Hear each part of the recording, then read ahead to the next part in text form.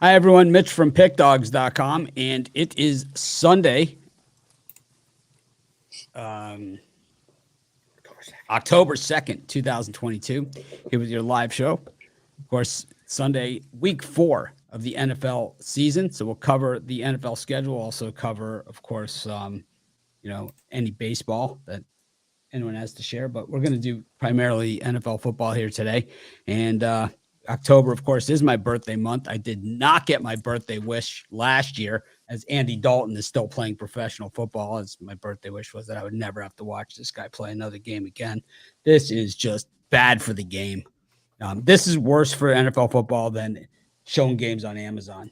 I mean, he just stinks. But Kirk Cousins throws an interception.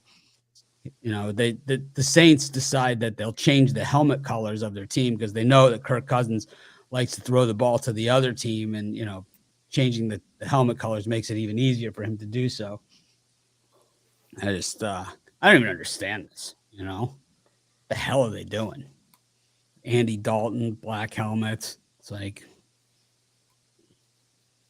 whatever, man. Anyways, Jay, good morning. How you doing? Good morning. I'm doing well. NFL Sunday, my favorite day of the week. Ready to get it going. How about you, Sean? How's it going for you? It's going well. 3-2 yesterday, so not a huge day, but a winning day is a winning day. So I'll take that and move on to Sunday. Jovan, how's it going? Oh, it's going fine. I had another successful campaign yesterday and looking to keep it going today. Jovan has definitely hit his football stride. It's like baseball, I think he was digging out picks a lot of the summer, but now it's, he said that to me. He's like, oh, man, once football starts, I don't care about these half games and all this other stuff. He's like, I don't care anymore. And then here it is. He's like pretty much exactly how he drew it up on the telestrator. Rod, how you doing? Doing good. It's a nice, beautiful Sunday out. Anything yesterday just shock you on the college football card? Georgia, that first half. I was cheering for the upset. I was like, come on! I was definitely cheering for the upset. I was listening to it old school. I was driving home, and I was hearing it on the radio, on the Sirius satellite radio, and the announcer was even getting excited too. So that was the one that shocked me. They didn't come back and get the win, but I was cheering for the other side of that one.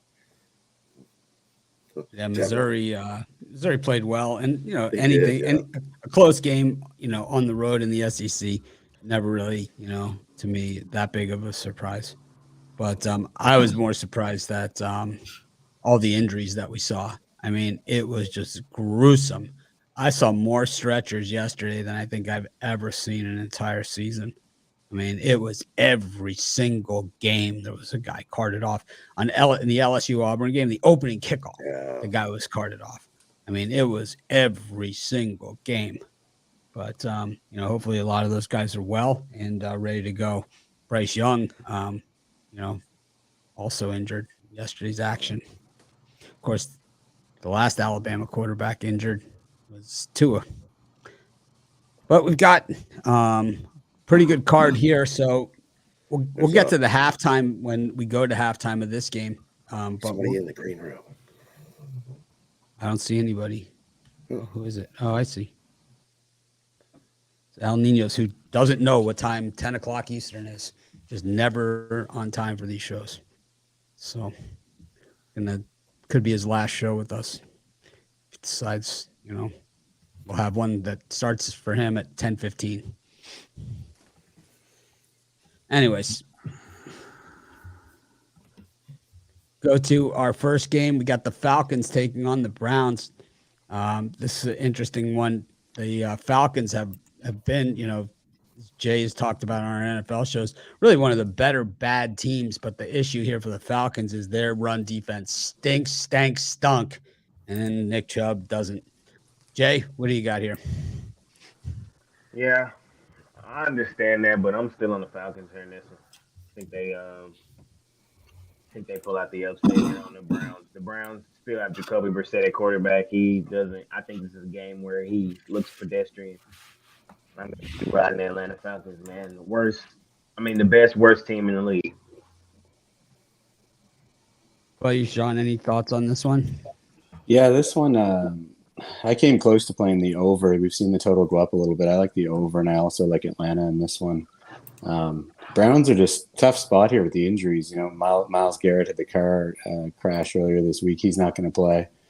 They're already without Jadeveon Clowney. Taven Bryan's a defensive tackle, run stopper that they're missing as well. I know Cordero Patterson's a little banged up. I think he's last I saw, it sounds like he's going to be good to go. And like you said, the Falcons have just been a good bet. I had them last week against the Seahawks. Came away impressed at least by their offense, not so much by the defense. But I think both teams put some points on the board here, and I'd look at the Atlanta and the over. How about you, Al Ninos? I kind of agree along those lines. Two teams I don't really quite trust yet this season, but I think I might lean on the Falcons here. Not my favorite game on the board though, for sure. Jovan? Yeah, I'm on the other side. Two-headed monster on offense for the Browns and Nick Chubb and Kareem Hunt. The fact of the matter is, Jacoby Brissett's been playing well. I get his history, but he's been playing well for them. He's been getting the ball to the open man and hasn't been really making mistakes. So I could see Mariota making more mistakes than him on the field. I don't know Cordell Patterson's status right now. He was questionable last time I checked. But yeah, I'm on the Browns in this one to get the job done. Rod? And then when you dig into this game and you have a look, and I was leaning towards the over when I first seen it, and I dug a little more, and I'm going to take the under in this one. You think because the Browns on defense missing some guys, and you look at both offenses. Both offenses have been good. It's the defenses on Atlanta that hasn't been good.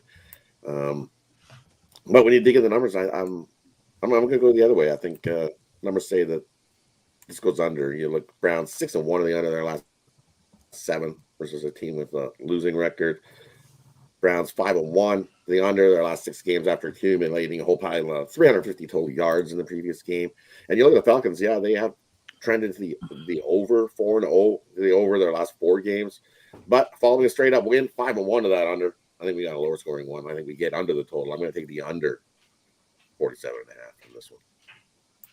I think that, when we talk about the Falcons, we talk about them as being one of the good, bad teams. But I think the key part of that equation is we still talk about them as being one of the bad teams. And I think this is one of those games where we see, once again, why they're considered one of the bad teams. The Falcons are one of the top rushing teams in the NFL. And it's because they've been able to rush the football while they've been able to stay competitive in games. But they're up against a really tough defense here. And I know, missing, Myles Garrett is big, for the Browns, but he doesn't really defend the run quite as much as he's a pass rusher.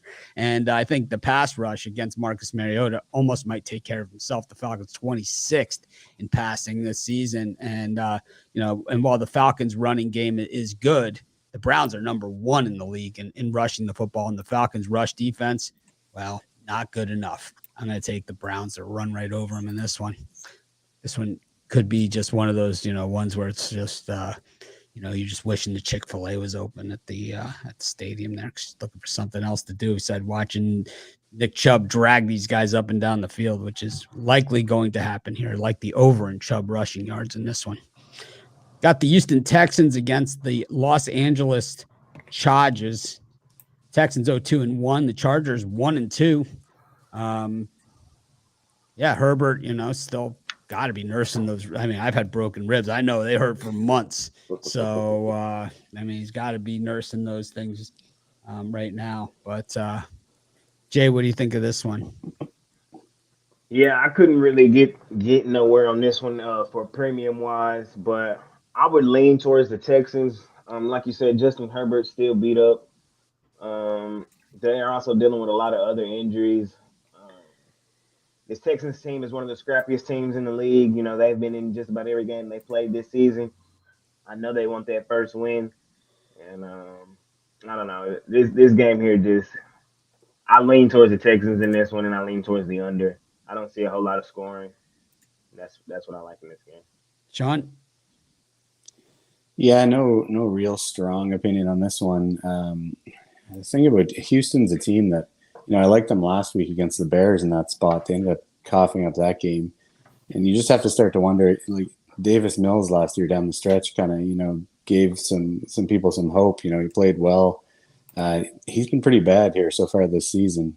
So I don't know what to make of the Texans. Like Jay said, they're a scrappy team. There's spots you can back them, but here we get. I don't want to go against the Chargers coming off that huge kind of blowout loss at home against the Jags. A lot of injuries for the Chargers. That's factored into the line as always. And I'm also not interested in laying 6, like you said, Justin Herbert. We don't know how he's feeling. Whether we know he's not at full strength. And the Chargers have just generally looked off. So, if I had to play it, I'd probably look at playing. I'd probably look at playing the under in this one.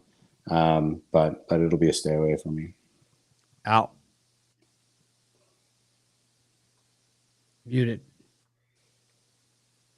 The dog came through. Sorry, but I think Falcons getting a few points here. Maybe the Chargers laying a few more points than I would love. But again, I can't get behind the Texans without a field goal. Without a touchdown in this matchup. So I'll lay the 6 points with the Chargers here as long as we're laying less than 7. I think I'll stay on the Chargers. Jovan? Yeah, after last week's offensive performance by the Chargers, I expect them to, at least put 14 more points on the board. If not more, Justin Herbert. This is what I will say. They could run the ball on the Texans, which is going to open up the passing game. So they're going to score against the Texans. On the other side, I think the Texans, might be chasing points. If they keep it a closer game, it might stay low.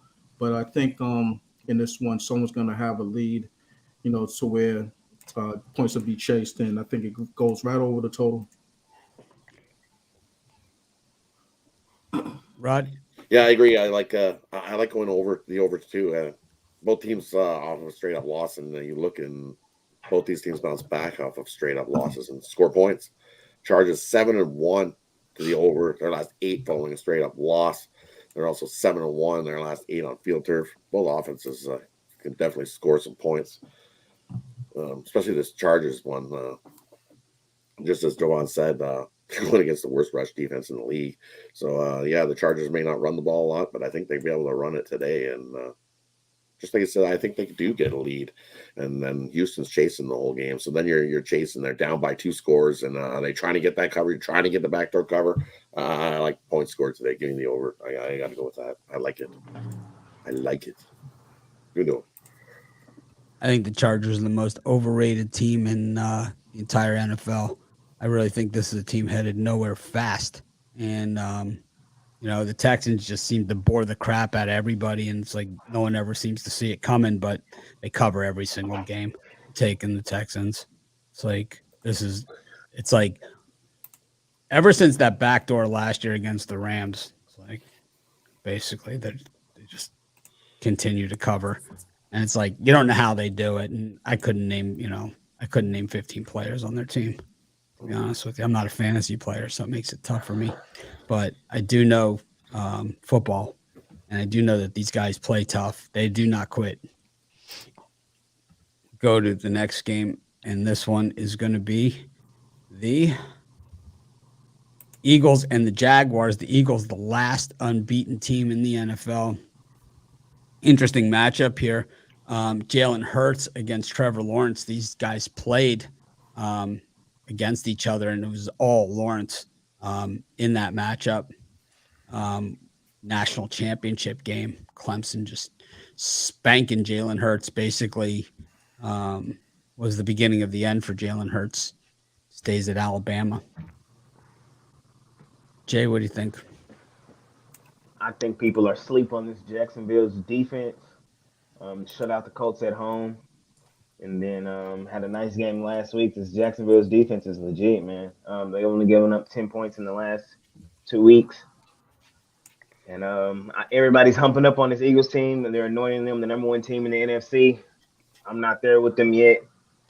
Jalen Hurts still, he's having a good season thus far. I can't lie about that, but I still don't trust them. I'm not ready to anoint them as the best team in the NFC, and especially when you have a scrappy team like this Jags team is. And a lot of people still don't understand how good this team is. I like what Doug Peterson's doing on the offensive end as well. I like the points from Jacksonville here in this. Sean? Yeah, I'd lean with the points as well with Jacksonville here. I think they can move the football a little bit and control the clock here and maybe shorten this game. You've got the Eagles coming off those 2 blowout wins. Everyone watched them in the Monday Nighter where they kind of dismantled Minnesota. Same situation last week against Carson Wentz. So they've faced Jared Goff, Kirk Cousins, Carson Wentz so far this season. Trevor Lawrence. Honestly, I didn't know what to expect at the start of the year. He's played well. We'll see this total drop probably. It looks like rain, wind. Once everyone gets a look on the pregame shows, I'm sure people will be looking to play the under. I never look to do that if we see that. If anything, I'm looking to play the over in a situation like that. But definitely bad weather conditions there today in this game, so I'll lean towards grabbing the points. Hurts gets a lot of credit for running the football, but Trevor Lawrence sure can run too. I'll tell you that much. Yeah. Al? Yeah. Yeah, as Sean just mentioned, the weather's here will be my main concern with this play, but I'll still lean to the over here at 44. I think we got 2 quarterbacks that will kind of try to duel it out a little bit, and no, probably a lot of running too, but I think this number is just a little bit too low for this matchup. So despite the weather, I'll go over here. Jovan? Yeah, in this one, I'm gonna take the under.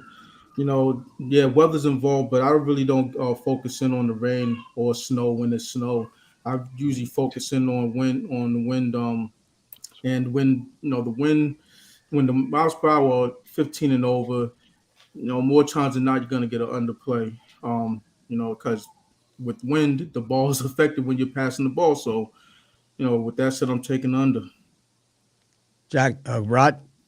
And I like the over. I like the over in this one. The under that number is long gone and opened at 47.5, and it just keeps dropping. It is now dropped to 43.5, and it just keeps dropping. Yeah, because just like you said, the weather isn't going to be good. It's the windy and rainy and miserable. I'm gonna take the over. You see, both defenses have been great this season, and both offenses are very capable of getting us over this total, which is what I think we see for baseball. Surprisingly, I think we see a whole lot more points than what people expected. Shops betted that number way down long ago. I'll take the over. I don't know. I kind of going to go with the under here. I just think that there's not going to be many points at all. I think Jacksonville, the way that they play their game is they just take away that run. That's their strategy, is they just take away the run, and then they say, try and beat us through the air.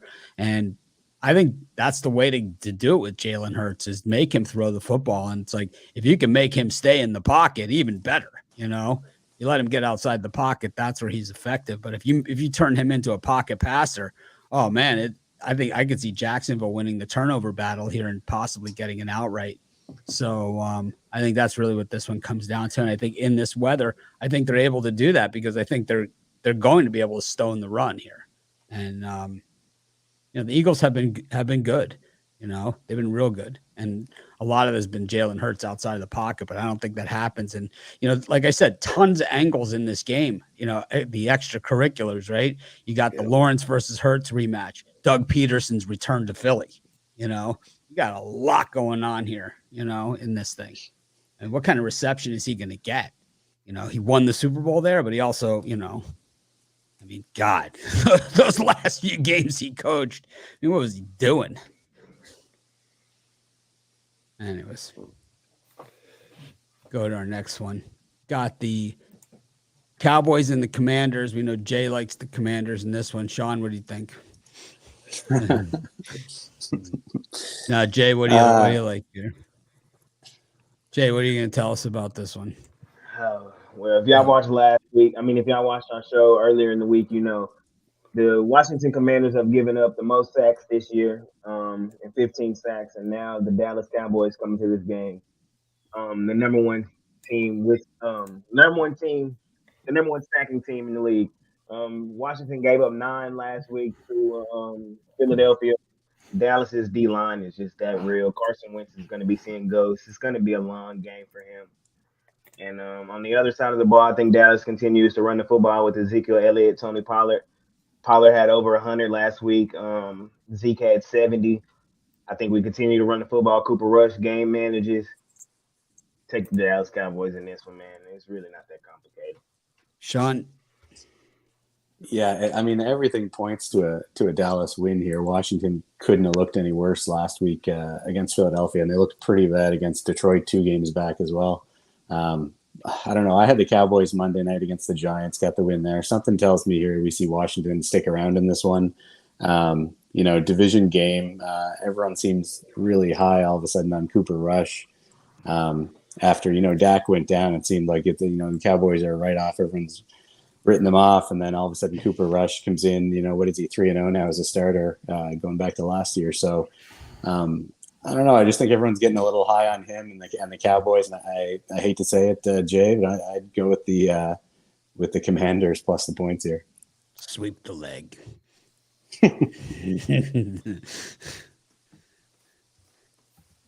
Al Ninos. Have to Get out agree the with Jay. body bag. I have to agree with Jay here. I think the Cowboys, that defense been pretty impressive, and as I said, I think they get after Carson Wentz all day. And what do you think, Jay? Sack every play or not quite? Just No, but, about, man. Just about. All jokes aside, I think the Cowboys keep rolling here. Jovan. Yeah, I'm on the Commanders in this one. Once the general public media starts speaking highly of the Cowboys, that's when I look to fade them, and it usually works out for me. That's been my strategy with the Cowboys. Like Sean said, there's a lot of praise with Cooper Rush and the Dallas Cowboys, but I just think in this one, with the last couple of weeks, how bad the Commanders have played, I think they bounce back in this one, and I'm not gonna say they get the win, but they're gonna keep it at least within 3.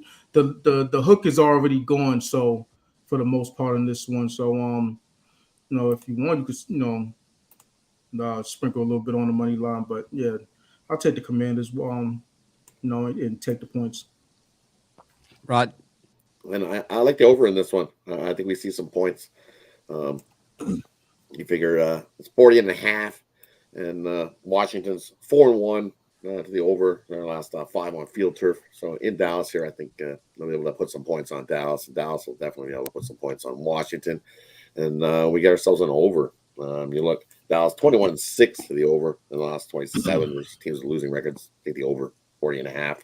10-3 to the over their last 13 meetings too in Dallas. So I like the over. We can get enough points to get us over the 40.5. I think that Dallas thinks that they're built to win a championship, while the Commanders are built to beat Dallas, and that's just the difference of these two teams. And I think Dallas is like what Jovan said. I think that they're a little ahead of themselves, and at the end of the day, it's still Cooper Rush, a career backup here against the Commanders team that, like I said, is built to play the Cowboys and built to match up against the Cowboys, and no other thing is taken into consideration when they put this team together. While the Cowboys are thinking like they're all of a sudden Super Bowl contenders or something, which they aren't, right? I mean, they're not even close. It's been a very long time, and it will be a very long time for them. Any team, any management that's stupid enough to give Amari Cooper $20 million a year clearly has no idea what they're doing, and they're sucking to some giant contract for Ezekiel Elliott in a salary cap league. So they're crippled for a very, very long time. So keeping guys like Lawrence and Parsons and this for over the long term is pretty much out the window, with Prescott's salary and with Elliott's salary. You just can't do it. It just can't be done. And that is unfortunate fortunate or whatever the case may be. It is the reality of what is the NFL these days. And that's why those guys end up signing with the Panthers or Bears or something, right? It never really helps the team that signs the guy as much as it hurts the team that loses the guy. It always seems to work out that way.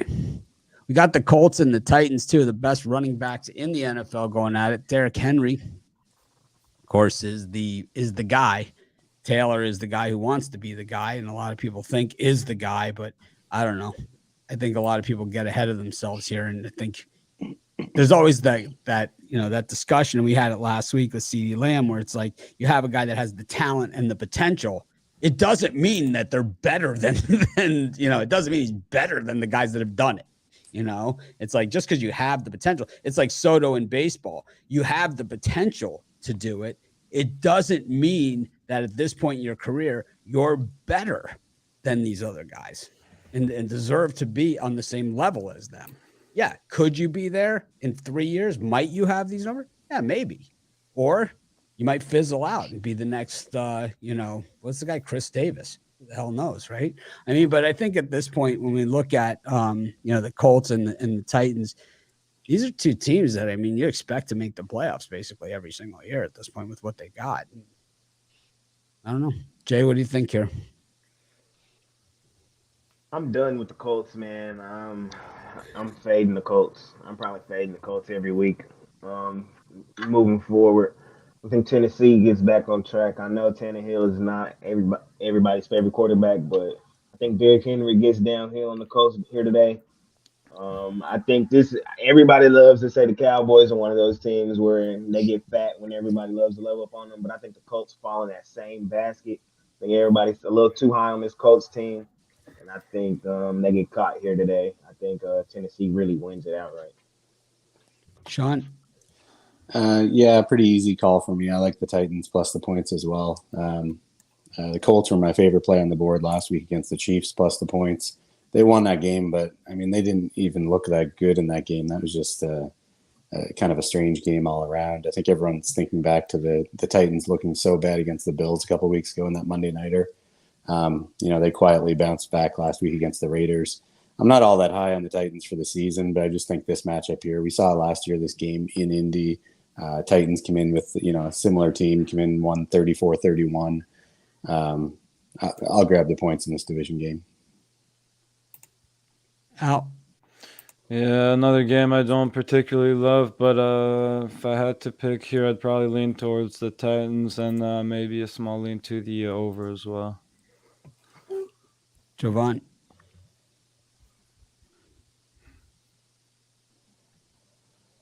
You hear me? Yeah, we hear you. Yeah, so I'm on Indy in this one. I flip-flopped on this game all week. And these two teams, they usually battle it out regardless of how they're doing, for the season. And both of these teams are, Indy's 1-1-1 while Tennessee's 1-2. But I just like the makeup better of the Indy of the Colts team as a whole. I'm not a Ryan Tannehill guy. He doesn't have the offensive weapons outside of Derrick Henry. They're loading up the box on him. And daring Ryan Tannehill. Sorry, Ryan Tannehill to beat him, and it's not working out that way. Yeah, they got to win against Las Vegas, but who's Las Vegas? Look at their defense. So I think Indy comes away with squeaks it out with a 4-point win. How about you, Rod? Yeah, I lean to the Colts as well. Because what Tennessee is, they're going to try to run the ball, and then rushing against this Colts D, who's ranked third, only giving up 77 yards against the rush. It's going to be really tough. And then putting all your faith in Tannehill's arm, yeah, that hasn't. We know how that turns out. So I like the under. I think we got a lower scoring one. Both teams are going to try to establish the run and burn clock. So I'm going to take the under because you look. Most of these meetings that you've seen tend to go over. I'm going to take the under. I think we get under the 42.5.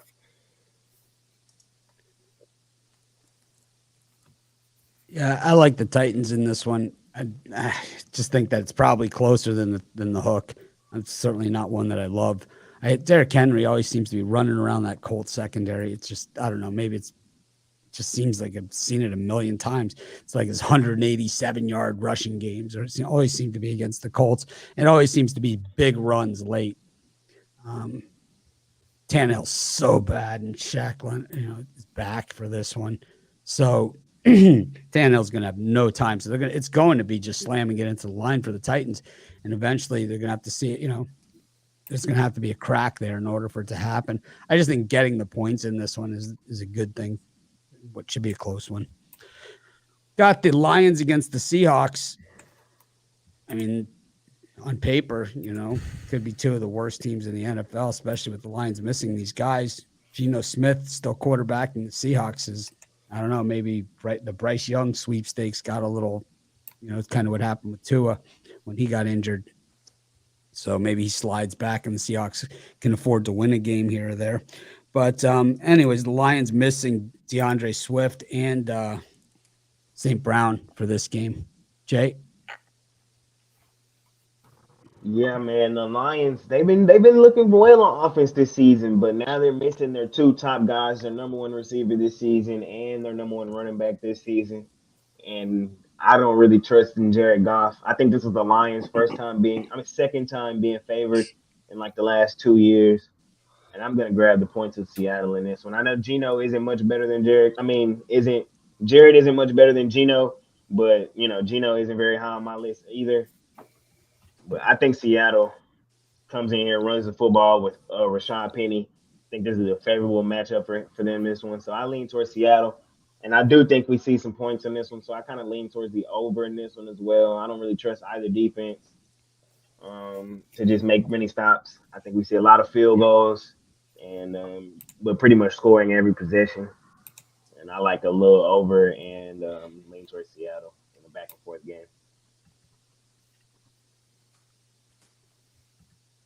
How about you, Al? Or Sean? I'm sorry. Yeah, this after week one, I said that's the high point for the Seahawks. They beat Russell Wilson in his game back in his homecoming game there, and that was the Super Bowl for them. So I've gone against them the last 2 weeks. A couple of fairly easy wins with the Niners and last week the Falcons. You mentioned the injuries. That's the tough thing here to get behind the Lions. It just seems like they have kind of like a small margin for error here with that team. They've been, playing hard, but their defense is bad. Seahawks defense is bad. I kind of wonder if maybe the Lions can just, whoever gets plugged in there, I think might be able to still find success. I think Josh Reynolds probably eats up some of the targets that St. Brown would have had, and Jamal Williams has been fine out of the backfield. So I'd probably I'd still lean the over here. We haven't seen the total really drop or anything with the injury news with the Lions. So lean to the over in this one. Al? And another beauty here, but I'm actually going to go the other way and kind of lean to the under, but again, just a slight lean here. And as far as the side's concerned, it's a pretty ugly game, but I'll probably end up taking the points here with the Seahawks. But again, not a game I love. Jovan? Yeah, I like the Seahawks at 6. Definitely don't like them at 3.5. Once it crossed 4, then I'm starting to look at the Detroit Lions a lot more. This is looking like a public dog in this one, and once you see public dogs, I tend to go the other way, and I'm also lean towards Detroit. It's plug and play with these football players, so I'm not really concerned about the injuries. They do have Hawkinson, who hasn't been used in this one. Look for him to have a big game. And if you're in doubt about this game either way, man, take the over. That seems to be the money shot. Almost every NFL player except for Andy Dalton that's in the NFL can play. Rod? Yeah, for me in this and one, Chase Daniel. And Chase Daniel. You look at this and the Detroit team. Sure, they are 3-0 to the over. And you figure you're going to see a whole pile of points in this one. I'm going to lean the other way. I'm going to take the under. I think it opened at 48. It's down to 47.5. It went down a point. So, it hasn't moved a whole lot. And with those injuries, I think that slows down this Lions a little bit. Lions following a huge explosion blowout of a 350 yards of offense the previous game. The following game, 9-2 to that under. And Seattle on the road, they tend to step up the D even more. 8-2 to the under their last 10 road games. So I'm going to take the under 47.5. I think it's just a touch too many. Give me under. I'm going to take the other side and go to the over in this one. I just think that the Seattle defense is so bad. I mean, we're used to them being so good, all those years, but now so bad, and especially against the run, just absolutely terrible. And when it comes to scoring, the worst in the NFL when it comes to scoring. And you got to remember that Denver dropped the ball twice on the goal line on them. So you can only imagine adding 14 points to that total, how ugly it would really be. Yeah, I could just see a ton of points in this one. The Detroit Lions defense has been really bad. Kind of Jovan has said this on our first few weeks about a few games, that one team gets out in front and the other team reels them in. It's usually the Lions have been the reeler inners of the last 2 years, the last year and a half. But I think this one, I think this one just stays high scoring. Yeah, we know that we're being spammed in the comments, that a lot of people like to shop in YouTube comments. That's where I usually go if I'm looking to buy a high-end item or a low-end item, or really to shop at all. Is like, I don't really like go to Amazon or shop online or go to a store or the mall or anything like that. I usually go to like some sports betting YouTube show where they're talking about NFL, and I usually make my purchases there. Anyways, Jay, what are you selling today? Speaking of buying stuff, what are you selling? Yeah, man, I got a lot for y'all today at Pig Dogs Premium, man. I have I got my dog of the day, my best bet up there. I probably have like 10 plays total up there today. I like 7 NFL, 8 NFL, 2 MLB for my baseball lovers. So that's what I got going at Pig Dogs Premium. Let's have a great day. I broke them down in different ways, so y'all can go check it out, for however you want to buy it. But I expect to have a great day today, and I expect y'all to hop on. Let's have a great one. Yeah, the spammer, what he does is he like just changes the name, by one letter, and then he just adds another one. So we'll stay on top of it the best we can. I mean, you guys know it's trash, and we'll get to these guys. You can't stop them. Sean? Yeah, I've got 3 NFL on the go today. Come into the Sunday action here on a 12-5 NFL run. So I've got my AFC South total of the year going early. 2 games early, 1 late. So just 3 plays on the go this week. We'll look to hopefully go 2-1 or better. Hopefully the 3-0 sweep. Ready to go to the half here in London. 56 seconds left to go, and Andy Dalton doing what Andy Dalton does. You just figure maybe he'll slam the ball into the line a couple times and kill it, or maybe see what happens on first down, and if you get yards, then you move it. But Andy Dalton instead decides to put the ball on the turf, and the Vikings in business here with 56 seconds left to go. And we'll do a halftime show with all of us here. Normally it's Jay and I, and of course we'll be here at halftime today for the early games as well as Sunday Night Football. Al Ninos, what do you got for sale today? Yeah, I feel like maybe I left a couple plays off the board, but just a 3-pack in the NFL and 2 plays in the MLB. I got them all in the 5-pack. If you want to check that out, if you're just into one sport, I got them individually as well. But yeah, I grabbed the long-term 2-for-1 capper specials and get all the plays that way as well. Well, if you've been playing Jovan's plays, you are printing money and buying a new boat. Jovan, what do you got for sale today? I'm getting a boat. So I have a 5-pack out there, all 1 o'clock plays, and total I have 7. Surprisingly, because I think this slate of games is really tight. The lines are really tight, but I think I found the cheat code on this one. So I got 7 in total, a couple on the 4 o'clock side, and ready to rock once again. you see guys out there when they get to the top of the leaderboard in the sport, and Sean will tell you this because he's on other sites and stuff, so he can tell you this, that people get to the top of the leaderboard either overall, over a time period or in a specific sport, and then they start to get all conservative, right? They only give out like a play or two because they don't want to lose their positioning on the board. But Jovan, he's been so hot, it really doesn't matter. It's like, believe me, it's like, it's just, I like that, man. You just stay the course, and that's what you see the better cappers do. Like Big Al, you never see him do that, work the board. He's always saying, hey, I got 18 games that fit my system today, man. I'm got to play him. That's why I'm on the board. Anyways, Rod, what do you got today? For me, I got 7 plays today. I'm doing winning in the NFL. Let's keep it rolling today. I got a nice my $15 bookie buster, my top rated play. You can scoop that up over singly by itself. I got an NFL early triple you can get. I got an NFL mega money blast in the afternoon action. Jump aboard. Let's continue making money in the NFL. I got a ton of plays today, but I got my $15 play, and I have my MLB big bet, which is come in 4 in a row, 12 of the last 14. So be sure to grab that. Another winner yesterday on that one. We had the Braves at plus money against the Mets. Was my pick yesterday. So I got off the Guardians train just in time. I've been riding the Guardians like a rented mule. And then I got off them just in the nick of time, got on the Mets yesterday.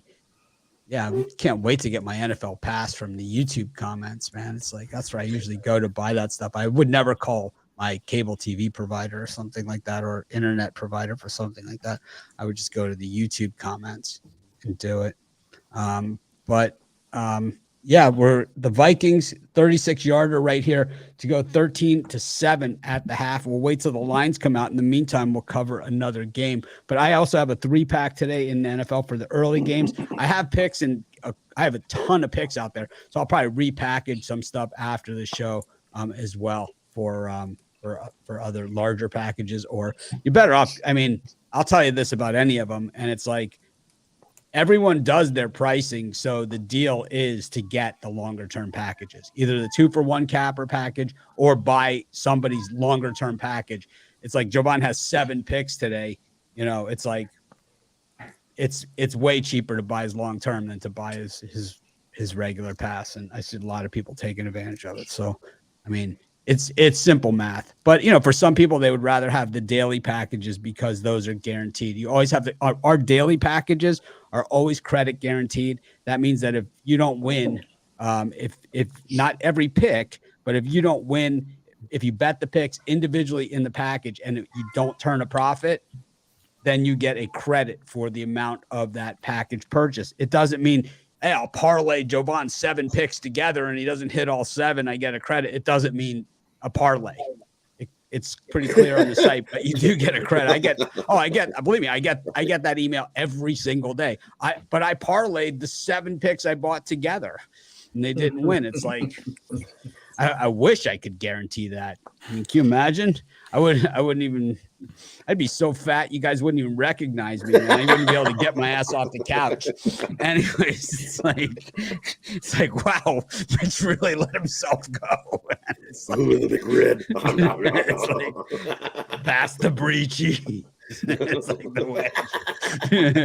Anyways, that's man. my wheel. Jeez, get out of here. Let's get to the next game here.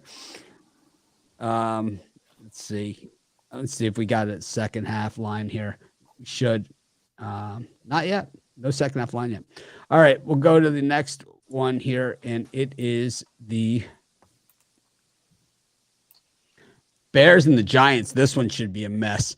Jay, what do you think? In this one, the Giants laying 38.5 is the number, is the total. Yeah, man, ugly game here. Earlier in the week, I was leaning Giants. I've kind of flipped on that script. I'm leaning Bears here in this game. I think we're expecting bad weather here in this game today. We've seen the Bears, what they did to San Francisco in that bad weather. I think Justin Fields in that run game will really get downhill. If you've been paying attention, the Bears' run game is really efficient this year. I think Herbert, their running back, led the National Football League in rushing yards last week. I like them to get downhill on this Giants team again this week. They allowed Pollard and Zeke to get downhill on them last week. I think people are still too high on this Giants team. So I like the Bears here plus the points, and I lean towards the under in this game as well. I just don't know why we don't have a second half line on this thing. Do you have a second half line? I'm seeing it's locked, but I'm seeing 6.5 for the total, the game, the whole game for the Vikings. Vikings money line. Let's say you're Minnesota's talking live betting, but I'm talking about Minnesota's second half. minus a half point second half. Yeah, it's a pick 'em basically. I'm seeing, yeah. I like the Vikings second half. Anyways, Sean, what do you think about this game? Yeah, so similar Bears. story here. Similar story here for me as to what Jay was saying there. It's hard to imagine either of these teams going to 3-1 on the season, but one of them is going to have to unless we see a tie here. But the Bears don't throw the football; they're going to be running the ball. We know the Giants can't stop the run; they're giving up over 5 yards per rush, over 6 yards per rush in their 2 home games. Playing on a short week here at home, I have no interest in laying the points with the Giants, but at the same time, I don't really want to get behind the Bears either. Probably an ugly game, but the total is set about right in the high 30s. So likely a stay away. If I had to pick it, I'd have to go with the Giants, maybe on the money line, but that would be it here. Yeah, if a quarterback goes 8 of 9 for 56 yards, what's the upside for the second half? I mean, what can you possibly see here? That's like, he went 8 of 9, 56 yards. What exactly are you what are you going for here? It's like, I don't. I like the Saints second half. I think they make it interesting.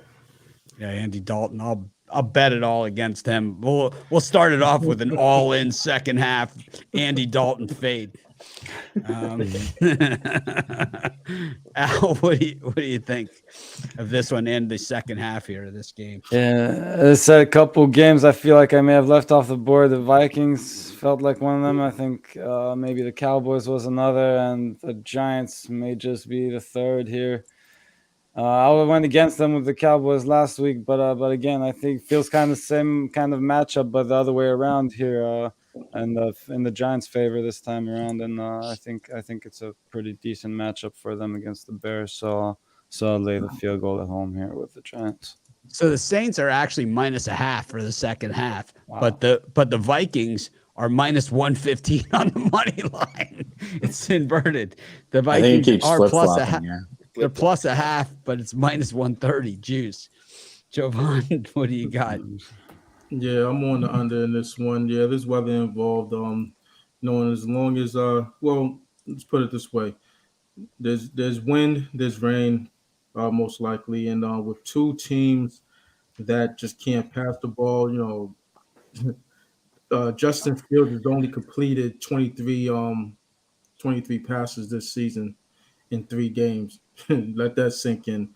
That's for the Giants. Have you seen Daniel Jones throw the ball lately? So, it's going to be a lot of running in this one, a lot of clock being chewed, and a lot of incomplete passes when they do pass the ball. So, it's all going to add up to an under for me. Daniel Jones looks like Brett Favre compared to the quarterback, and we're seeing in London today. Rod, what do you got? I mean, Andy Dalton. I mean, this is terrible. I mean, he's so bad. He is so bad. It's like, it's awful. Yuck. He's terrible. He's another player. Like, they got rid of him and they won the Super Bowl, or they went to the Super Bowl. It's like Bryce Harper. It's like you get rid of him and you go places. I remember the last time I watched this. It was that first game we played with Dallas. He came into that Dallas game and it was just awful. He threw the first pass, it was like a wounded duck. It was like, woo! It was like, yeah, no. It's wrong on so many levels. So I like the Vikings for the second half. I think they continue to easily beat up on the Saints in this one. And so I like the Vikings second half. And in this game, give me the under. This is not going to be a shootout of any means between the Bears and the Giants. But a field goal game, if you like the Bears, you think the Bears are going to win, take the Bears on the money line. This is going to be a field goal game either way. Someone kicks a field goal at the end to win it. So if you like the Bears, take the money line. But for me, I got to take the Giants here. playing the better ball, and I think at home here, you look at the Bears. Was it 1-10 in their last 10 on the road versus a team with a winning home record? The Giants have a winning home record. I'll take the Giants here to take the winning field goal at the end. I'll take the under in this one. And for the halftime, I'll go with the Vikings money line.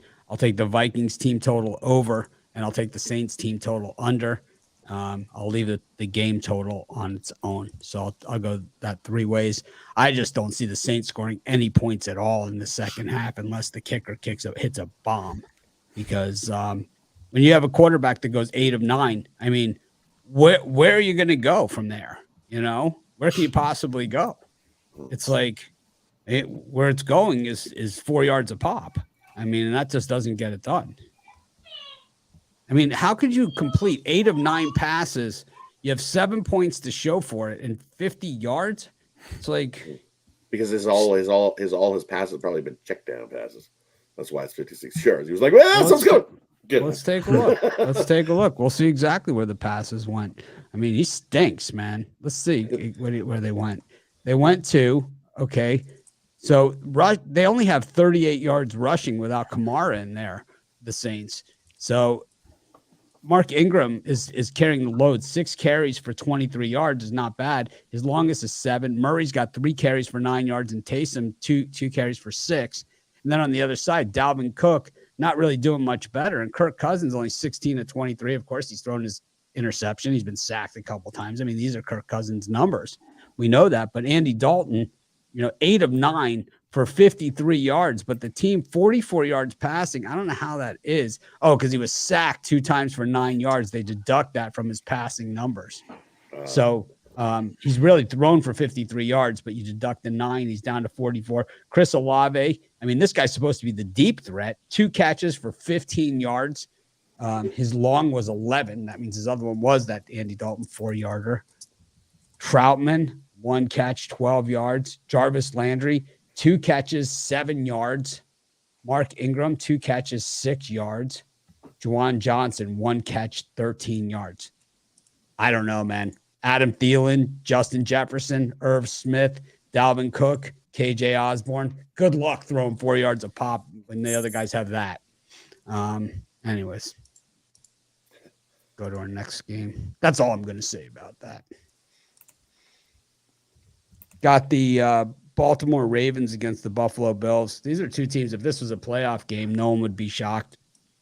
These are 2 teams we see in the playoffs just about every single year.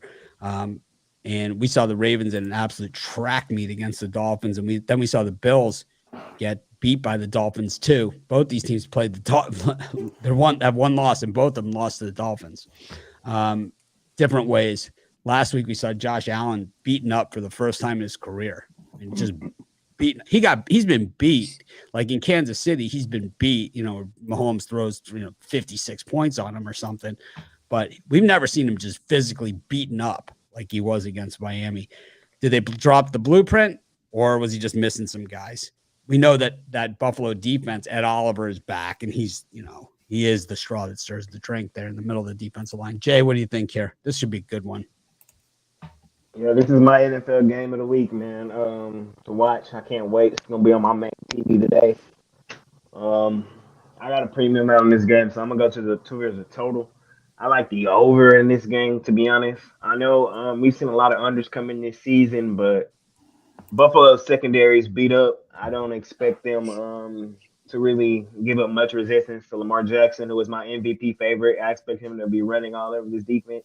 I expect him to continue to hit the deep ball. They're like Duvernay in as well. And on the other side, I like Buffalo. They did dominate Miami on the stat sheet last week. I expect Josh Allen to have a better game than he did last week. He did get beat up, but I like the offense to score some points. I like Stephon Diggs to get going this week. Gabriel Davis to maybe catch a few. So I like the over here in this game. And that's what I'm going to go with here for y'all today. How about you, Sean? Yeah, I'm going to go the other way, actually. I like the under a little bit in this one. You look at Lamar Jackson. Obviously, he's off to another great start to the season here, but he runs wild against man-to-man defenses. I think here he's going to face a lot of zone against the Bills, and I think they can contain him a little bit and force him to throw the ball. And you look at the other side. I had the over in the Bills game last week, and it felt like a game. It was 14-14 at halftime. It looked all right. But the Bills had a game plan in that one to kind of just churn out long drives on offense. I think just knowing with the injuries they have on defense, they want to keep that defense off the field a little bit, and they definitely succeeded in that. They just couldn't finish enough drives with touchdowns to win the game. And I just kind of wonder if they employ a similar game plan here. It's the kind of offense they can play it however they want. They can go, quick strike, or they can kind of churn out these long drives. So I just think everyone's kind of looking at the over in this one, thinking the shootout. I think maybe it sneaks under the total here. Out. Yeah, kind of another game here with a total. I think that's still going to go over despite some bad weather. I just think we see a bit of a good old-fashioned quarterback duel here, especially if you're making a case for the MVP. So I think we'll see them duel it out a bit, and I think we do see just enough big plays to throw this one to get this one over the total. Jovan. Yeah, just another game I flip-flopped on. Well, really, when it was 3.5, I was on Baltimore. I'm still on Baltimore in this one. When it's all said and done, Lamar Jackson, he's playing for that contract, and he's coming out guns blazing. Had it not been for the meltdown on the fourth quarter, he would have been 3-0 coming into this one, but he's not. Someone's going to be 2-2, and when you face Miami in Miami, the week after that, you don't fare so well, especially against the spread. So I'm on Baltimore in this one. And, for my liking, what I would do for myself, I would play money line, but take the points. Rod. Yeah, and I like the under in this one. Just like you figure you're going to see a shootout in this one, but I just don't see it.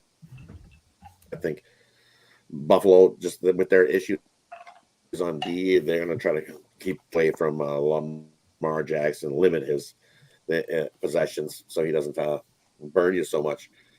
So yeah, I just don't see a shootout here. I like the under. I think both defenses come to play here, and we can see a lot of running of the ball, and we get a lower scoring one. Give me the under. I like the over. The Josh Allen passing prop of over 297 yards hits 1,000% of the time, 100% of the time, whatever you want to call it. I mean, he's always throws for over 300 yards. And I would say that in this one, he probably is going to again. And I think the Ravens are going to attack it on the ground here with Dobbins, who's starting to get back in it and get healthy. But, I think some of those Bills issues on defense that Rod mentioned, I think that was guys that were out. And I think those guys are back this week. So I think they're going to be a little bit more back to it. But the Bills, I mean, I think in the NFL that we could talk about strategy and all that stuff, but at the end of the day, you got to be yourself, and you got to be your game, and you got to play your game, and you got to dictate the pace, and you got to let them try and react to you, and not you just constantly reacting to them. And I think that's what's made the Patriots so good, is that they don't really care about any of this other stuff that's going on. They say, all right, well, this guy's the best player on their team. We're going to take that away from them. We're going to give everything else to beat us. And then we're going to try and bore the hell out of you on offense. And that's basically what they've done forever. And it's worked. And I think, I think these are two teams that are thinking along those same lines. And it's like, you got to impose your will on them and not worry about what they're going to do to you. I like the over in this thing. Both these teams score like crazy. We've seen some track meets with these guys. The Bills put like 100 on the Rams, and the Ravens, even that lost to the Dolphins, they still scored 1 million points in that thing. Now Lamar Jackson's ridiculous. I mean, he gets into the secondary, even those defensive backs can't catch him. Like, it is crazy good. All right, we've got the Steelers against the Jets. And speaking of Lamar Jackson, he's not in this one. Got, oh, man. Like the under between these two teams is come in like, 7 in a row or something, the last 7 meetings. What do you think, Jay? I wanted to make the Steelers a premium today. I didn't do it. But I'm on the Steelers in this one. I think Mitchell Trubisky has a better outing today. He's really playing for his job. If you can't beat the New York Jets, then you're not the guy. So I think we see a decent outing from him today. I think the defense without TJ Watt, they haven't looked very well, but I think they have a great outing today against the Jets. I'm not high on the Jets. I know Zach Wilson's back today, but he's coming off injury, first game of the season. I think we see Minka pick. This is one of those games where Minka has like a pick six. The defense stands up, and Mr. Trubisky just has to stay out of the way. I trust Mike Tomlin. He's like top 5 coach in the league, and this is one of those games where he gets it done. I'm gonna lay the points with the Steelers. I mean, the Saints get a first down, they throw the ball down the field, and then they go 3 and out after that. And then Andy Dalton is confused why it's 4th and 7. It's like, because you throw the ball 6 inches? I don't know. Sean, what do you think here? It's like, I don't really. I mean, why is it? What's there to be confused about here? We know he has a TCU education, so maybe that's part of the problem here. Same school as William Lease. He was actually teammates with William Lease at TCU, but Dalton actually played. Well, Lease was just the mascot. It's all making sense. It does make sense. Yeah, this game. This is one of the uglier ones on the board. I like the Jets plus the points here. I actually don't really like that Zach Wilson is back, but I feel like the Jets have a couple more playmakers on offense. Garrett Wilson's been an impressive rookie receiver. I think they can keep it close. This is just a straight fade of the Steelers as long as they've got Trubisky in there. I just feel like they're worth fading. I think it's only a matter of time before they go to Kenny Pickett. It just seems like Trubisky's just, they've got some good players on offense. What's it going to take, Sean? What's it going to take? I think if Trubisky if he was to have a bad first half today, I wouldn't be shocked to see them bring in Kenny Pickett. I think they've got a lot of good playmakers on offense, but it's almost like Trubisky's just holding them back, if anything. I mean, develop Pickett with George Pickens, Yeah, like Pickens. Pair these guys together. It's kind of like Marino with Duper and Clayton. Like they all came up together, and it's kind of like, you have to give them that chance. But they have a nasty receiving crew. Yeah, but Claypool, Pickens, and Deontay Johnson. Unfortunately, you have a coach there that's really not. You can't question his decision making. So it's like, Mike Tomlin makes decisions that not everybody would make, over the years, but he's the last man standing. It's like, believe me, if the Steelers made the stupid move one day to say, oh yeah, we're going to change directions, this guy would be unemployed for about 15 seconds, Yeah. Yeah, it's just the kind of situation here with that. It just seems like, and I agree with Tomlin. He's kind of like, I'm sure he's got a plan, and I'm sure he's not eager to make the switch at halftime or anything like that. But I just feel like it's only a matter of time. It's the offense is being held back, and I can't lay points with them just based on the way they've looked. Even last week's game there against Cleveland, it seemed like a few good plays, but just couldn't keep up. So I'll grab the points with the Jets. I just feel like it's a field goal game. It's sort of like Clemson, right? Where you're just waiting for them to make the move at quarterback. But at Clemson, at least they keep winning, so it's harder to make the move, But here, it's like the offense just struggles. Al, what do you think here? Yeah, it's another ugly game here. I think it's tough to call both on the side and total, I think. But again, I would lean towards the Jets. I agree. Again, that hook here, I think, might come into play. I lean towards the under as well. But again, if you do see that quarterback change, might be a good time to bet the Steelers. But until they do that, again, as Sean said, it's tough to lay more than a field goal with them. I just can't do it yet. I think Mark Sanchez just mouthed, "I can do better than this guy." In the booth just now. Jovan, what do you got in this one? Yeah, but I'm more the Jets in this one. The fact of the matter is, and Sean Murphy said everything that I was thinking. You had Mr. Trubisky on under center. He's not going to push the ball downfield. He's just trying not to make a mistake, and that's not the way to play football. They need Kenny Pickett in there. He's going to be the one to right the ship in this one. I think this game is the game where, they gotta either put him in, or after this game, Trubisky's going to get benched or something. So there's a lot of young talent on this Jets team. Don't get it twisted. So I'm on the Jets in this one. I think the hook might be going in some places. So I see some threes out there now. Yeah, it's definitely juiced. Yeah, I'm seeing minus 120 for the hook. Rod? Yeah, for me, it's if you look at this game and this is a tough one. But if you get the hook, I think it's a field goal game all day. But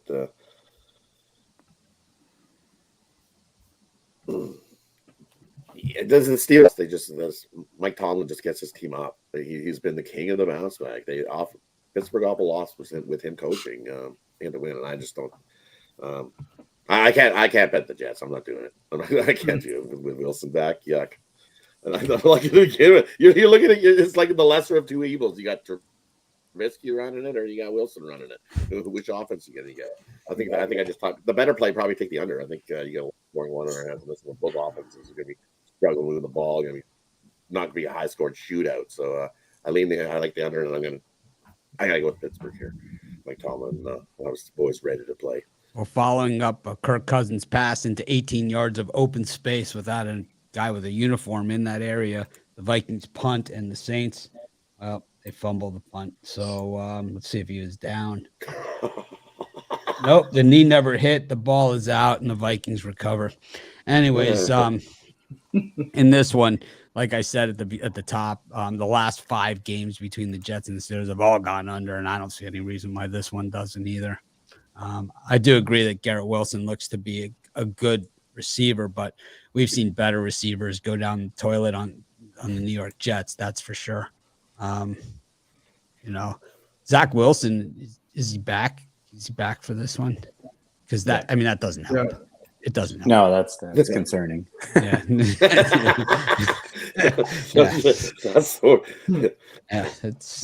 not good. Sack. Yeah, it's not good. Well, we've got the Panthers This guy's playing. Panthers taking on the Cardinals, and Kirk Cousins actually throws it. The guy's wide open, Jefferson, and tiptoes down the sidelines, but he's out at the 4-yard line. But I mean, this was just a hideous floater. He throws the ball with any kind of zip. It's an easy touchdown, but Jefferson had to make an adjustment, which slowed him down from his sprint. I mean, he was wide. How do you leave a guy like that open?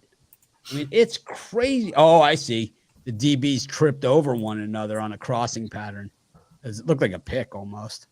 Anyways, Panthers, Cardinals. Jay, what do you think? I'm on the Panthers in this one, man. We've seen the Cardinals play 2 good quarters out of 13, I think. I can't get there with Arizona, man. I think a coaching change is imminent. Kyler Murray is really the only playmaker they have. They desperately need DeAndre Hopkins back in this offense. But when we've seen at least this Carolina team be competitive in some of their games, they got the outright win over New Orleans last week. I think Arizona's going in the wrong direction. I think Carolina at least is going halfway in the right one. So I think Carolina wins this game outright. So that's where I would go with it. Sean? All right, I got to duck out after this one, but best of luck to everyone today. In this one, I like the Cardinals here, plus the points. This one's right around Cardinals are favored by 1. I like the Cardinals here. Panthers, big win over the Saints last week in that division game. I like them in that spot, catching points. But, this is similar to what we talk about with Trubisky, except there's no one really waiting in the wings behind Baker Mayfield. It seems like he's holding everyone back here. I mean, look at DJ Moore. He's just been a ghost this year for the Panthers. You've got Christian McCaffrey now questionable. I think he's going to play, but he's not 100% healthy. Nothing new there.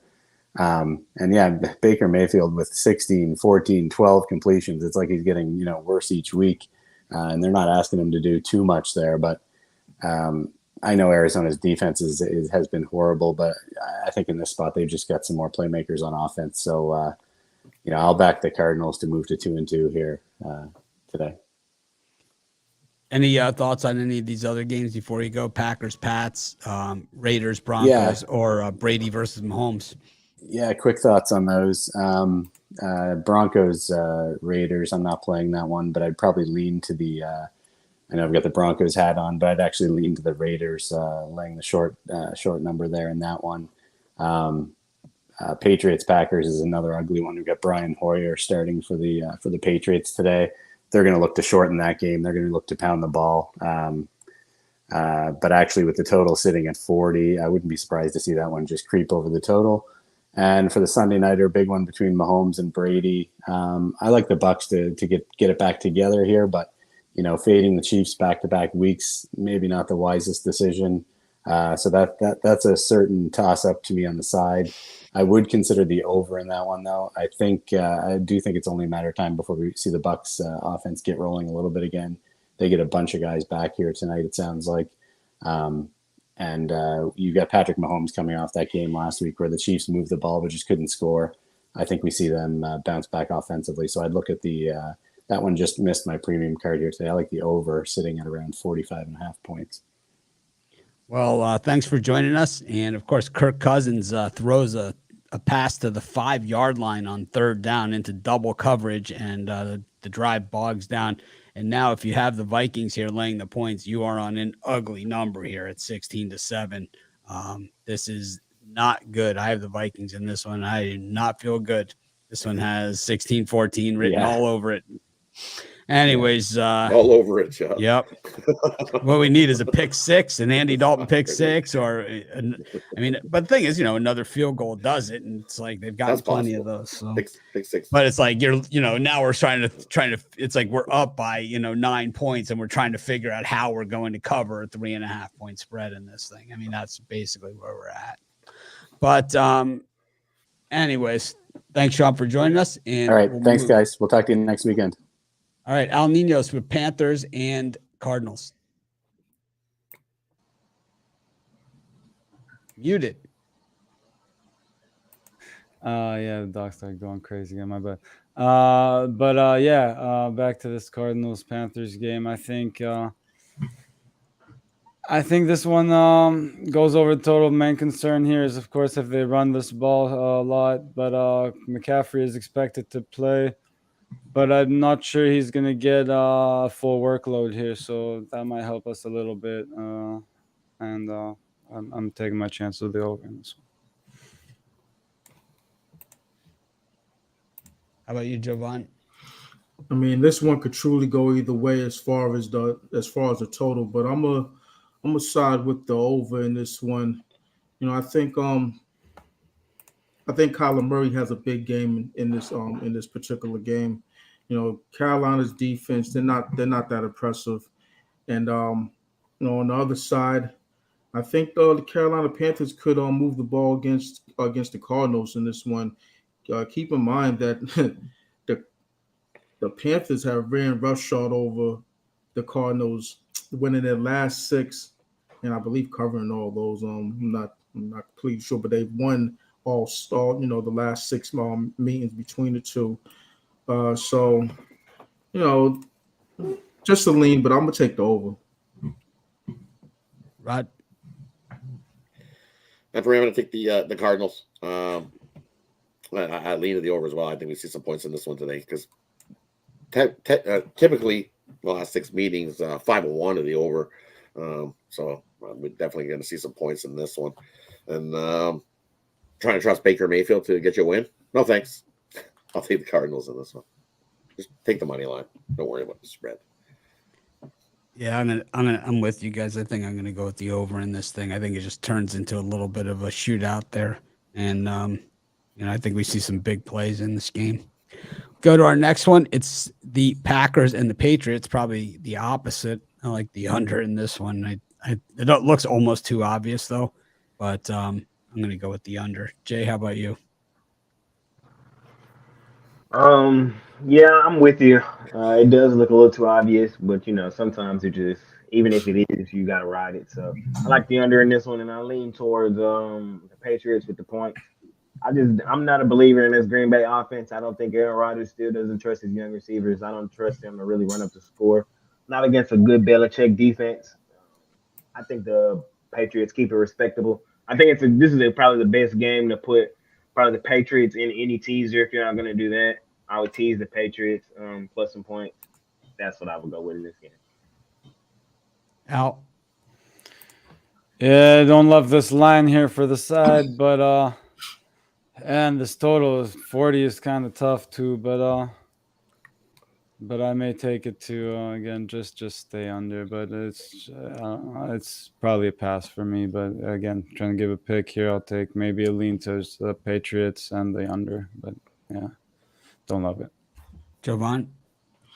Yeah, the Patriots will move the ball in this game. It's just a matter of can they get into the end zone with Brian Hoyer, because whenever you see him playing, he'll move the ball, but once he gets into the red zone, all hell breaks loose, and he makes a mistake.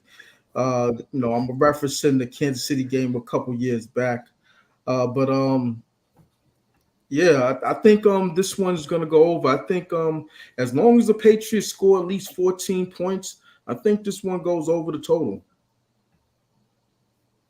How about you, Rod? And yeah, I like the Patriots here in the points. We know Belichick, he'll be ready, have his boys ready to play, and I don't think he's going to have to ask a whole lot of Hoyer. I think rush the ball. Both teams are going to be able to rush the ball, so I could see it going over. But I lean the under, and I think there's just too many points. I think it's a 7-point game all day. So between the Patriots plus the 9.5 is. I think it's closer than 9. I think it's a 7 point. I just don't see the Packers blowing out the Patriots here. Yeah, Brian Hoyer's not getting 1 cent of my money. I like the under in this one. Brian Hoyer's terrible, man. I mean, he's terrible, and this Packers defense is really good. We're used to seeing, Packers defenses that are sieves, but that's not the case this season. It's the offense that's the problem, and it's the Packers that actually have the better defense in this one, and then you got Aaron Rodgers against Brian Hoyer. So, and this we've got the Broncos and the Raiders. Jay, what do you think of this one? I think the Raiders get off the snide, man. I think they get their first win of the season. I would just go Raiders money line. I don't really want to mess with the total. I just think this is going to be an ugly football game total, but I think the Raiders win it outright. I've been telling y'all, I think that this Broncos team is one of the most overrated teams in the league. I think Russell Wilson is overrated. I think they lose to the only undefeated team in the league here today. The Raiders offense, they have some weapons on offense, man. They can't go undefeated, especially if they have any hopes of keeping it. Oh, they're defeated. They're only defeated. Actually, you got it backwards. Oh yeah. They're winless. They're called winless. Winless is what I meant. Oh, they've been defeated time and time again. Yeah, that's what I meant. They're the only defeated team that hasn't had a win this season. So I think they get their first one here today, and I like the Raiders on the money line. El Niños. Well, the Raiders are definitely not going to be undefeated, but I do like them to try to limit the Broncos' points and try to outscore them. No, I'm just kidding. But no, I think the Raiders, man, it's been a terrible, very disappointing season, as disappointing as it gets after one of the biggest moves in the offseason. And they just can't get it together yet. Most of the time, it's them shooting themselves in the foot, and it's been that way for years with the penalties costing them game after game. But when you look at this season, I believe the Broncos have been even worse in that category. So I think this is a pretty good spot as long as they stay disciplined and don't kill themselves with too many penalties. I think the Raiders do get their first win of the season at home here. I'd lay the points, so no money. Going to be an interesting spot here on this play. The Saints go for it on 4th down. They give him forward progress, but I think that they gave him a very generous spot in that one. Jovan, what do you got? Yeah, the Raiders' defenses look pathetic, and even though the Broncos' offenses look pathetic, I think that they can move the ball against this Raiders' defense. The pass rush just isn't there, and I think that this one's going to go over the total. I think we're going to see some points in this one, so give me the over. I agree. I think we're definitely going to see some points in this one, and it's my favorite time. This is my favorite thing to do. I hate Carr. Carr's awful. He's an overrated trash can. Terrible. He's just an overrated trash can, and every chance I get so far 3 times this year, I've got to fade him. Fade them again. I'm going to take the Broncos here. You're going to see Russell Wilson against this brutal pass defense of the Raiders. And all the sharps are helping the Raiders. They're like, yeah, go Raiders! Now, The voice of everyone. The face of everyone on the Raiders. Everywhere I look, that's all I see is like, the Raiders aren't going to lose 4. We're not going to lose 4. Yeah, they are. They can lose all of them. They're awful. Yeah, they could lose. They could lose them all. They're that bad. What is it, They're ranked 28th? They are that bad. Russell Wilson's licking his chops. He's like, woo! Big game, boys. Big game. I'll be able to throw it, unleash it. And that's what's you're going to see here. Russell Wilson's game requires a lot of feel, a lot of feel. And it's like, it's not a generic, step back in the pocket and throw the ball. It's a roll out. It's to see what's out there. He kind of, picks his spots. This guy, I've seen this guy roll out and run for 10 yards at a pop with nobody touching him for an entire game. He does it time and time and time again. And then he does throw it down the field, but he had Lockett, which always makes it look like a spectacular catch. But the thing is, it's always within kind of this circle that he knows where he's going to be. He's still working on that timing with these guys. And they had 2 fumbles inside the 1 yard line, or they're undefeated at this point up against a Raiders team that's straight trash, man. Straight trash. Jay at the beginning of the season said Devontae Adams was the best receiver in the league. And I said, yeah, with Aaron Rodgers and not with Carr. Devontae Adams still made, some unbelievable catches this year, but he's not half the, it's like you can take all the money you want in the world, but now look what you did, kind of like Bryce Harper. Now you're on the Phillies, Hey, unless you're a Randy Moss type, the quarterback makes the receiver, not the other way around. And Andy Dalton trying to run one in here for the Saints, doing exactly what we were afraid was going to happen, as it's now 3rd and goal here from about the 1 yard line after some questionable stuff going on in this game. But, when you see that 16-7 game, you know exactly where this thing is going. It's not like we haven't seen this a million times. Anyways, I think the Raiders are straight trash. I'm with you guys. They stink. And I think they can lose every game. Go to the last game of the night. Tom Brady against Patrick Mahomes. It's the Bucs and the Chiefs. Sunday night football. They've got 2 of the most popular guys. Thank God it's not on Amazon. Jay, what do you think? So, man, this game has my best bet in this game, man. So I'm going to go to the total. I thought you said the Bills Ravens was your best bet. No, that's my game of the week, the game on my main TV. This is my best bet tonight. You gotta practice it the right way. But okay. Okay, so this is my best bets in this game tonight. So I'm gonna look at the total. I'm gonna lean towards the under here in this game. Even though Tom Brady is getting all his weapons back tonight. We see 2 primetime quarterbacks. I think everybody just assumes over. And in that situation, I kind of like to go the other way. I like the under here in this game. The Tampa Bay defense is arguably the number 1 defense in the league. That defense just looks absolutely amazing. They shut my Cowboys down week 1 up. That is just still fresh in my mind. We didn't get a touchdown at all, and they've just been looking that great all season.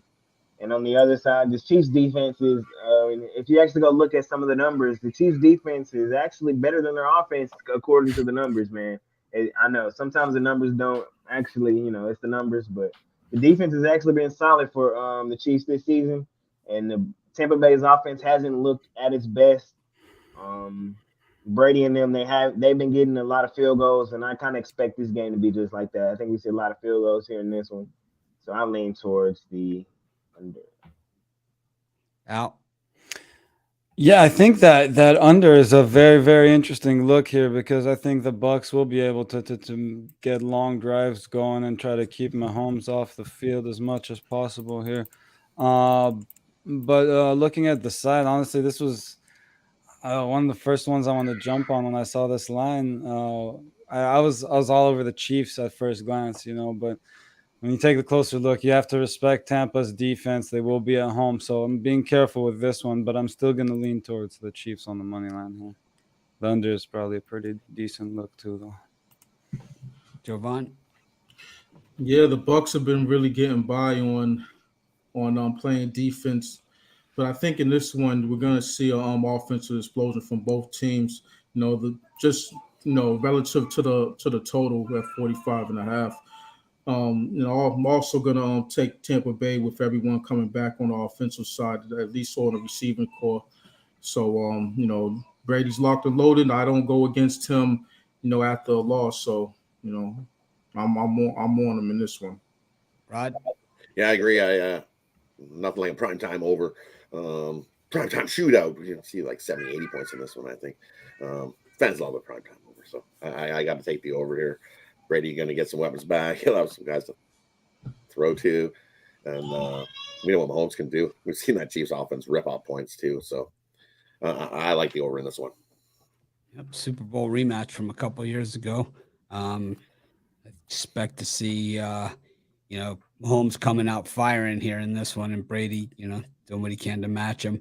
I tell you, the Bucs defense, as good as they've looked in the past, we saw Winfield get absolutely lit up, and Aaron Rodgers put it over the top on him a couple times, with nobody, with no receivers whatsoever. Alan Lazard, it's like that just tells you how good Aaron Rodgers is. It's like we were talking to Devontae Adams, now we're talking about Alan Lazard. Who, right? Basically, a number 3-4 receiver. But go to Major League Baseball. Anything for you today, Jay? I got 2 premiums out there for you guys in the MLB. Let me see. I'm gonna go. Let's see if there's anything else that I like for y'all today. I kind of like the Guardians to bounce back on their run line today. Like Mitch said, I got off of them yesterday as well. They were just too hot for my liking, so I kind of like them today. I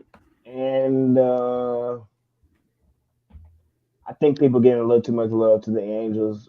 I think the Rangers can get them on the money line today. Just a lean towards the Rangers. Typically, when everybody's low on the Rangers is when they get a win, and then when everybody gets high, they lose. So I'm gonna lean towards the Rangers on the money line. Out. Yeah, honestly, it's one of the first cards of the season that I didn't like too much in the MLB, and I did like the couple plays I put out on as a premium, but only one lean really, which was maybe the Cardinals -1. But again, Wainwright hasn't quite looked too right lately. Contreras has been pretty decent, so careful with that one, but small lean to the Cardinals -1. Jovan, any baseball for you today? Yeah, well, I was gonna say no, but how could I pass up? Looking at this Sunday night baseball, the Braves have caught and passed on the Mets in this one. Their game up now, and what I want anarchy in the NL East. So I need this one. I need the Mets to come back and win this one with Chris Bassett on the mound, so it could be dead even going into the last week of the season. That's what I want. Think that there's some great matchups for the last 3 days, because you got the Phillies are playing the Astros, and a lot can happen. Rod, what do you got for baseball today? Anything? I'm looking at Pablo Lopez is getting a start, so I'll take him. He's been pitching well his last few, so I'll take him. A nice plus money there, and I agree. I like the Mets here on Sunday night. Chris Bassett going. Team's 9-1 in his last 10 starts, and Mets need to win. I can't back Charlie Morton even with your money. You want to give me a couple hundred and put on Charlie Morton? No, I'm not gonna. Can't even take your money to put on Charlie Morton. Not doing it. Well, the Vikings run the fake punt here, and they learned that their punter has a better arm than Kirk Cousins. Anyways, at least he can complete the pass more than 4 yards on a 4th and 2. He doesn't throw a 1-yard pass. He throws it down the field, and the Vikings now in business at the 35-yard line, a chance to maybe kick that field goal to get outside the number again. That's a best case scenario probably for us at this point. I like the over in that Blue Jays Red Sox game. I hate Kevin Gausman. This guy was a scrub in Baltimore for so long. He had one good year in San Francisco where everyone goes to get better. He goes to Toronto, and he's back to being a scrub once again. Waka is good, but he's only a 5-inning pitcher these days. And you get into that Red Sox bullpen, and well, we've seen the Blue Jays and Red Sox play a million times this year, and every game seems to go very, very high scoring. We look at some of these other games real quickly. I think the Cardinals against the Pirates is interesting. It'll be see how long Wainwright actually goes in this game, because the Cardinals, they do have to play in that wild card round, so they'll be playing on Friday. My guess is it's going to be Wainwright getting the start in that game. Contreras is not bad.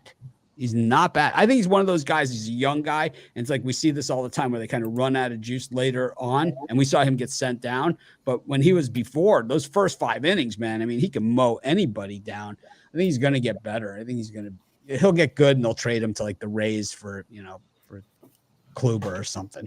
Let's see. I like what was the other one I was looking at here? Oh, the under in the Padres, White Sox, Blake Snell and Lance Lynn. Lynn has saved his best for the meaningless games, and I expect that one to be a pretty good one. I think it's going to go under, and I think it could probably go either way. Also, I love the Nationals at +2 and change here against the Phillies. I think that's a layup. Phillies are just garbage, and they're going nowhere fast. Anyways, parlay for you, Jay. What do you got? Nationals and what else? I got an early window parlay for y'all to get y'all paid early, man. We're going to go Falcons on the money line. We're going to go Cowboys minus the points. We're going to go Jags plus the points. And we're going to go Ravens plus the points. 14 parlay. Why stop at 4? Al, what do you got? Mute it. Sorry, guys. Sorry about that. Cowboys, Giants. If you can live bet the Vikings, go ahead. But no line right now. Maybe throw the Raiders in there. I think. I don't like it as much as the other two, though. I like the opposite of all of those. Jovan? Commandos. The Commanders. Commanders money line. Ravens money line. And Tampa Bay Bucks. It's a 3-teamer. Giants, Bears, under. Packers-Patriots, under. Broncos, Raiders, over. There's mine. Thanks, everyone, for joining us. Make it a winning day. I don't get one. Oh, go ahead, Rod. Line, we're going to take the Broncos money line. We're going to take the Marlins on the money line. We're going to take the Mets on the money line. And let's add one more in there. Nationals. Because I see we're gonna might as well put one more, make it 4. Take Boston on the money line over the Blue Jays. Nationals. Yeah, so you're gonna walk Throw at the plus Nationals in 180. Jeez, look at that! And everybody's humping the Jays because they seen them got whooped 10-0. Cosmin stinks. Why would Love those 4. Why not the Nationals? The Phillies stink. I mean, they stink. I Zach think Wheeler, you he got a got better chance beaten with up Walker in going. Chicago. He got Walker's been beaten lights up. out. He wants to get paid this year, so he's gonna pitch a gem today. Perfect game. You want to talk about getting paid? Patrick Corbin, man. It's like this guy invented getting paid. Walker plus 180. I totally missed that one. That one right by me. I would have put that in as a print. Look at Corbin's output, though, over his last 5 or 6 games. He's been really good. 2 runs, 1 run, 5 runs. The Jays just kick the crap out of the Red Sox every time they play. So I don't know. The Jays don't care. But Kevin Gausman sucks. Gausman's awful. He sucks, man. There's a lot of value there. I think you do a Nationals. I think you could do a Nationals Red Sox parlay there. At least first 5 on both. Zach Wheeler's like one of those guys. Awful. Wheeler's going? Oh, yeah. Okay. Yeah. Now I'm with you. It's Wheeler? Yeah, I'm with you. Oh, I mean, is there ever been a classic underachiever like this guy? It's like even when he throws a 9-inning, 1-run game, he still loses. You know, this guy, he is just terrible. He's not terrible, but he's just not a winner. He's like Bryce Harper. He's not a winner. Not a winner. Yeah. All right. Thanks, everyone, for joining us. been an hour and a half of your Sunday with us. Make it a winning day. We appreciate each and every one of you. Of course, check out all of our premium picks. Use the code 15OFF. You'll get 15% off all of your purchases at Sports Chat and Pick Dogs. And of course, if buying picks isn't your thing, we totally understand it. And that's why we got about a zillion free picks for you. I got parlay for you. Javon's got parlay for you.